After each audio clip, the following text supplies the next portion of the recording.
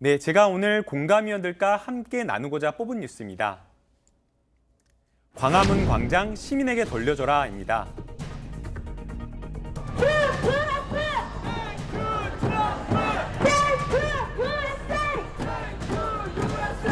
박근혜 대통령하고 트럼프 설문분이 들어서 앞으로 나오세요. 두 개만 하세요. 두 개, 나머지 더 빠지고. 자, 두 분만 하시고 나머지 다 빠지세요. 광화문 텐트 설치는 반드시 합니다. 그러나 그 시기는 정하지 않겠다. 언제라도 광화문 텐트를 설치해서 투쟁을 이어가겠다.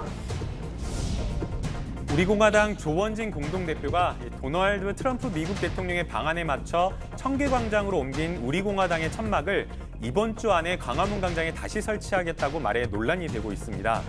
서울시는 지난달 30일 우리공화당이 광화문 광장에 천막을 설치하는 것을 막기 위해서 트럼프 대통령이 서울을 떠나자마자 이순신 동상 주변에 대형 화분 80개를 3m 간격으로 배치했는데요. 오늘 오전 꽃을 심은 1m 높이의 화분 20개를 더 설치했습니다. 천막 철거와 대형 화분 설치에 4억 원 가량의 비용이 발생했는데요. 천막을 둘러싼 갈등이 더 깊어질수록 행정 비용뿐만 아니라 무엇보다 시민들의 불편도 늘어날 것으로 보입니다. 한편 지난해 서울시는 2021년까지 광화문 광장을 지금보다 3.7배 확대하는 광화문 광장 재구조화 개발 계획을 발표했는데요. 광화문 광장을 넓히기 위해 기존 왕복 10차로인 광화문 도로를 6차로로 줄이겠다라는 계획을 두고 여전히 논란이 되고 있습니다.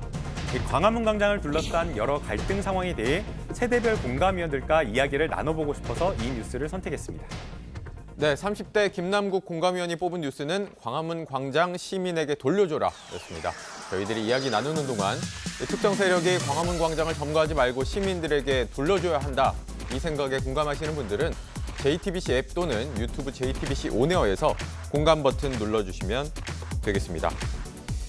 이 트럼프 대통령 방한 기간에는 또 좀 논란이 수그러들었다가 다시 또 트럼프 대통령 돌아가자마자 다시금 광화문 광장에 천막 설치 문제 놓고 좀 또 시끄럽습니다. 네, 우리공화당과 서울시의 갈등이 계속되고 있는데요. 이 갈등의 시작은 지난달 10일이었습니다.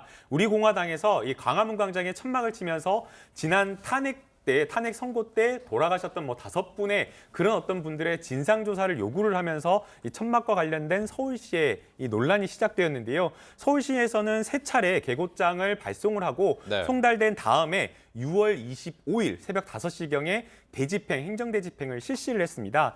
이 서울시의 이런 강경한 어떤 행정 대집행에 의해서 논란이 일단락되는 줄 알았는데 그날 당일에 우리공화당이 다시 광화문 광장에 천막을 쳤고 트럼프 대통령이 29일 날 방한한다라고 하면서 논란이 잠시 수그러들면서 이 광화문 광장에 있었던 천막이 청계광장으로 옮겨가면서 이 문제가 해결되는 것 아니냐라고 했었는데요.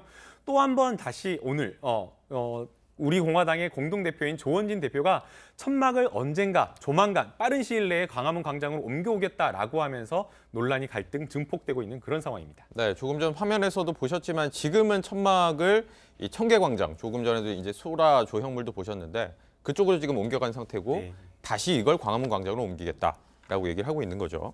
이 신재 위원, 이 광화문 광장에 다시 천막을 치겠다는 건 이번 주 안에 다시 옮기겠다는 얘기입니까? 네, 몽고 텔트로 설치를 할 것이고 더 크게 할 것이고 그다음에 이번 주 안에 설치할 것인데 그 시기와 장소는 아직 비밀이다. 이렇게 우리공화당 조원진 대표가 오늘 오전 11시에 밝혔고요. 네. 그리고 또한 경찰에다가 신변보호 요청과 또 그 천막 및 전시물 일체에 대한 시설물 보호 요청도 했다라고 합니다. 이거 확인을 해보니까 실제로 경찰에 이 보호 요청이 접수가 되었다고 하고요.